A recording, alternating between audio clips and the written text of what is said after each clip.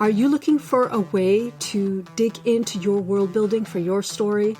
Then I recommend that you check out my world building workbook for fiction writers, now available. It's at howtowritethefuture.com. Just head on over there, click, sign up, put your name and email, and there you go. That workbook will be delivered to your inbox straight away.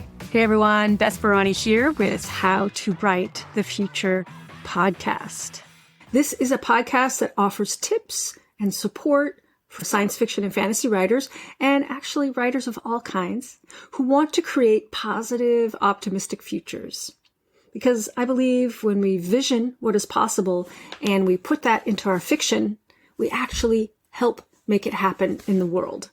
Because our readers read them, feel it, and it can change their outlook. And when your outlook changes, you can change how you operate in the world, how you behave, and how you think. I am a science fiction and fantasy author and writing coach and consultant. I work with individuals and organizations to help bring stories to life.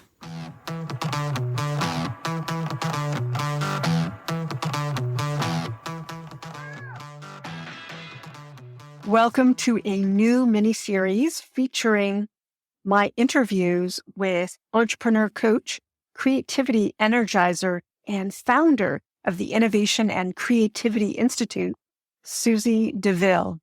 We dive into the conversation on book marketing and creativity. Enjoy. My thinking cap is geared towards book marketing, since that's the theme for the next few months. I'm interviewing lots of different people about book marketing, and I'm always looking for ways to find the passion and interest there, because as a novelist, I think we're all told and we all love to focus on the craft, because that takes up so much of our time and energy and creativity. And a lot of people are adverse to marketing. Yes, people have challenges with confidence around and get stalled out with their writing. And I feel like as a coach, I've spent a lot of time there myself. I know a lot how to help them. But when it comes to marketing, I feel like I have a lot less hangups than a lot of other writers, but I still go into my cave and then I got to come back out of my cave and then I got to find my stride again. And it's the same with the creative work itself, but that I have a lot more practice going on and off into the creative work itself. And then, but how do we transform? My whole quest these last 16 plus years is how do I make business feel like I'm in a creative act? Like, this is perfect. No. Yeah. When I was starting my business, I even interviewed people, other creative writers. And I'm like, how do you do this business thing and make it fun? And half the time people are giving me MBA answers that maybe just want to like fall over and stab yourself in the eyeball. Yeah. I was like, I think I'm going to take a nap now. That was 16 plus years ago.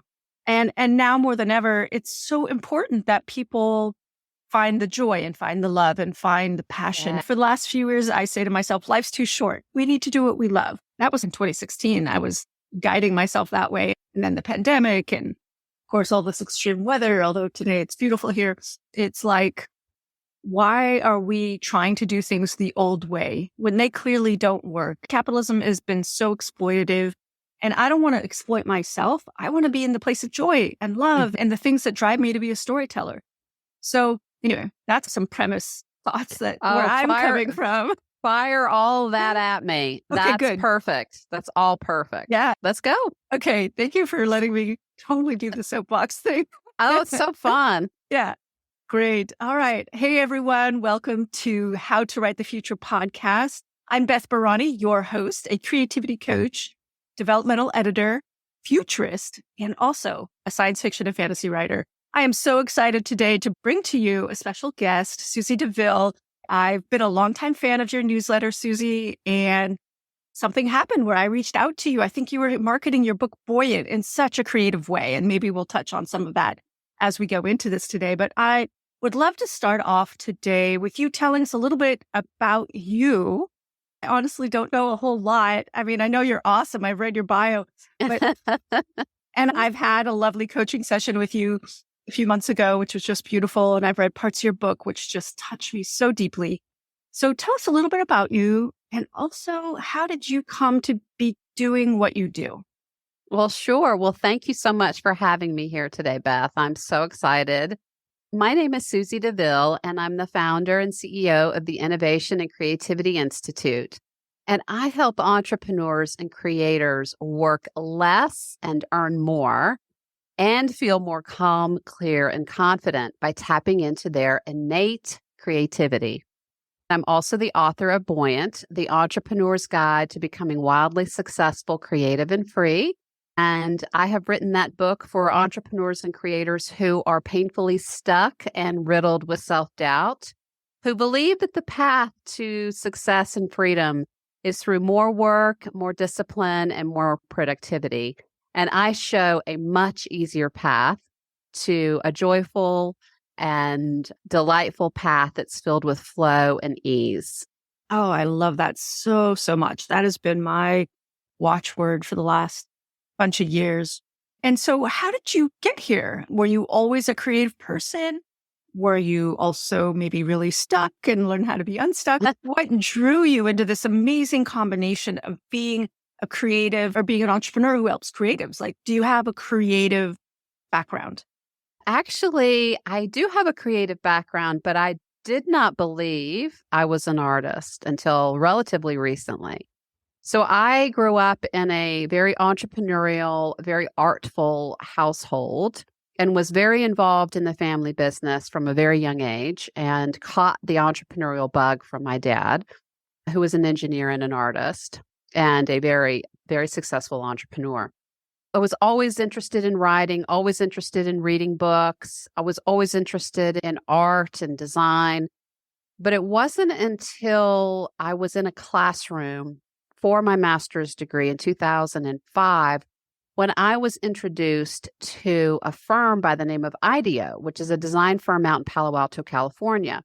And we were shown a video of how IDEO works and what their design thinking process is all about. And literally, I felt like the top of my head was going to come off. I was so excited. I was looking around the classroom like, oh my God, is anybody else just like losing their minds? That put me on a completely obsessive, passionate path to discover everything that I could about innovation and creativity. And so I began researching and knowing everything that I could. Then I started a sort of a initial consulting firm based upon what I was learning in this research, which ultimately became, in this latest iteration, the Innovation and Creativity Institute. All the while, I was learning how to be a great business coach. I was learning all of this research. I was applying it to my own life, applying it to the lives of clients. And then the bottom of the world dropped out. My world dropped out in 2008 when the markets crashed. And absolutely everything in my life imploded. My marriage, my finances, my businesses, my health, everything went to zero. And I had to find a way to get out of the messes that I was in. And I had been this hard charging, you can sleep when you're dead, productivity hacking person, thinking that, okay, I'm just going to effort my way out of this mess. And what I discovered was that was only going to dig me further into a hole. And so I made a pledge that if I were to figure out how to get out of this mess, I was going to reach back and help as many entrepreneurs and creators as I possibly could. And what I learned completely shocked me.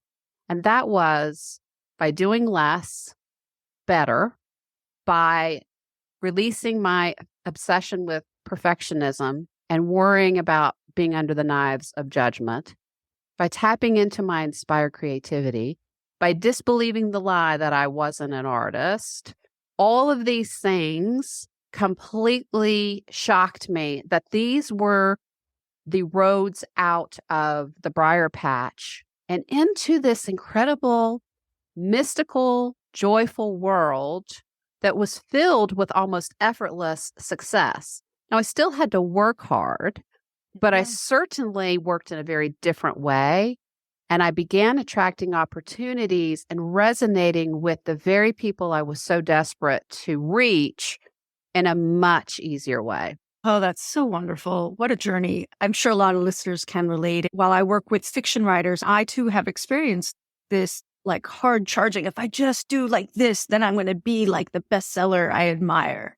And of course, it never turns out that way. And I hit that wall too. So I can totally relate. And I'm sure many listeners can relate to how this really intense head down, ignoring the body that might say rest, ignoring the cues from this magical, amazing universe we live in and gets us into so much trouble. And we're seeing it worldwide. We're seeing it in capitalism. We're seeing it in the systems across the board in every part of society.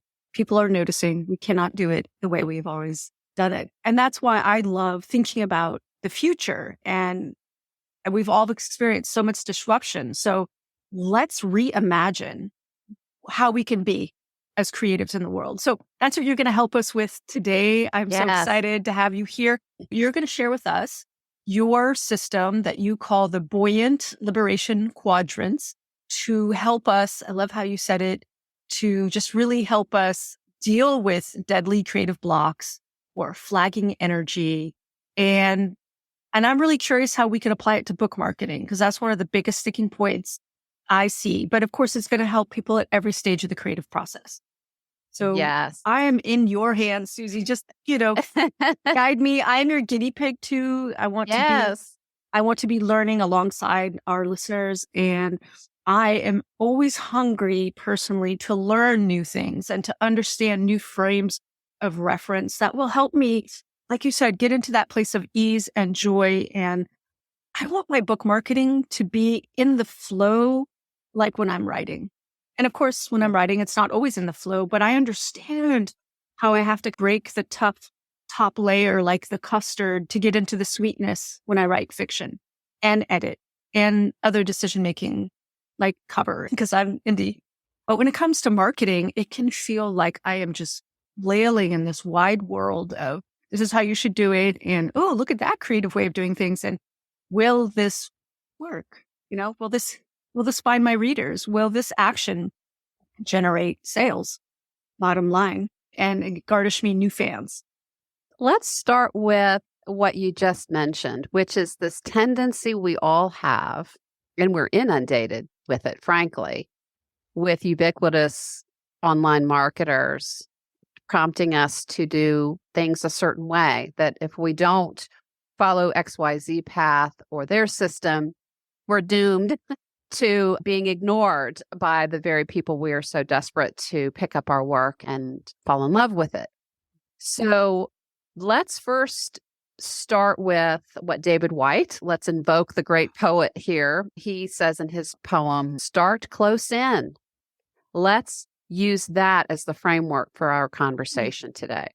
Because if we start close in to what it is that we love, and what it is that is in alignment with how we are energetically wired to take action, what it is that fills us with a sense of joyful agency and this ability to let go of this strange belief that we have to effort our way forward in order for it to count, in order for it to get traction in the market. I'm going to show over the next several minutes how to approach this from an energetic perspective. You are now the energy manager in chief of your body, of your brain, of your soul. And we're going to learn concepts for how to take marketing and understand it from a position of what brings your energy up and what feels insanely in alignment with you, and also conversely, what zaps your energy and makes you feel like you would rather throw yourself down a flight of stairs than do that particular task. So I'm going to switch over my camera so everybody can see this document, which we're going to have available for everyone.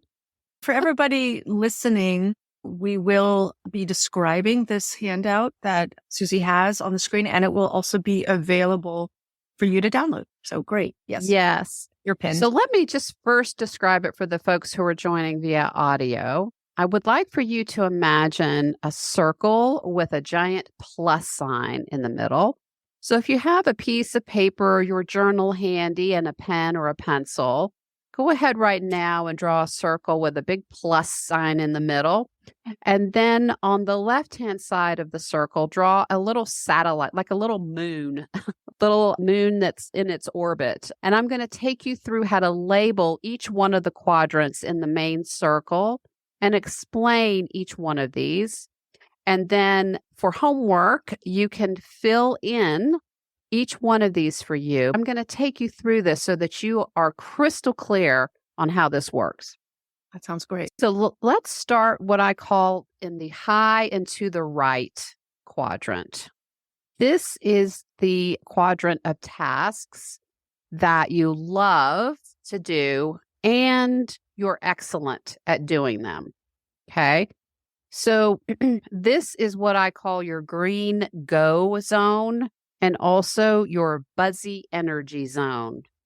These are tasks that people will often say to you, gosh, you're just like, it's like effortless for you to do X, Y, and Z. How in the world do you do that? You may not even know how you got to be so incredibly good at these particular tasks, but these are things that you just shine at and you just find a particular sense of flow and joy when you do them. And they very successfully push the needle in your business or in your sales or in the infrastructure of your creative work. So again, what you love and what you're excellent at. The next quadrant, which is to the left of that, is the good at it / like it quadrant. And this is what I call the caution zone, which I will describe a little bit more in just a second. And these are tasks that you're competent here and you like them. You can sometimes, though, hide out in this quadrant, which is why I call it the caution zone. You can hide out here because the world of beige, not really super exciting. And because you have a competence here, you can sort of lazily hang out here. Whereas the high and to the right quadrant, your brain is on fire here and you have almost endless energy. Now let's go below the fold, which is the center line of the circle, and go to the bottom left quadrant. This is the okay at it, don't like it quadrant. You're sort of competent, but you really don't like to do it, these tasks. And this is a stop and ask for help quadrant. And I also call this the burnout zone. And that these are places where you can end up with your wheels stuck in the mud, especially if, let's say for you, you're okay at doing some moderate tech things. Let's say maybe back-end stuff on your website or sending out the newsletter. You're okay at it, but you really don't like to do it, frankly. And it just hoovers out of you vast resources of focus, happiness, and energy. And you tell yourself, well, I should get my VA to do this or my assistant to help me. But then you think, I'll just be faster if I do it myself. This is an area that's riddled with snake pits and landmines. And anything that's below the fold is something that you should delegate. So let's just get in the habit of thinking that right off the bat. And then the last quadrant on the far right below the fold is the loathe it, terrible at it. This is what I call the danger zone. This is also a quadrant where you really have to stop and ask for help. Get rid of these tasks as much as you possibly can. And then on to the little moon that's to the left of the big circle. This is an area that I put out here at the suggestion of a client of mine, which I loved, which is what I want to learn and or master. So be clear that this is not a task that you hate, that you feel that you quote unquote should get better at it. But this is something rather that maybe it would be high and to the right for you if you had some more training or some more information or some skill building in this area. Capture what that would be. And I call that the growth zone. So I just want to thank you so much, Susie, for coming on How to Write the Future show podcast. Thank you so much. And if anyone would like to have any more information, I would welcome folks to visit my website at innovationandcreativityinstitute.com. You can connect with me on social there. You can see the kind of coaching that I do. You can also learn more about my book, Buoyant. And finally, if you'd like to explore just learning more about these concepts, I do have 20-minute free consultation sessions that sometimes can be just enough time to shift you and get you going. That doesn't require a full-blown session. That's great. And I'm so glad people do reach out to Susie's website, socials, take her up on her session. I had one with her. It was just wonderful. It was like a rocket fuel for me. It was fabulous. Absolutely. Thank you. Great. Well, thank you so much, Susie. Stay tuned to the next episode where Susie walks me through the Buoyant Liberation Quadrant, and I get to be a guinea pig and demo for you her quadrant in action. Thank you so much, everyone, for listening to my podcast.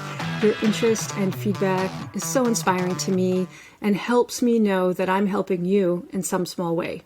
So write long and prosper. Are you stuck and overwhelmed by world building? Then check out my new world building workbook for fiction writers.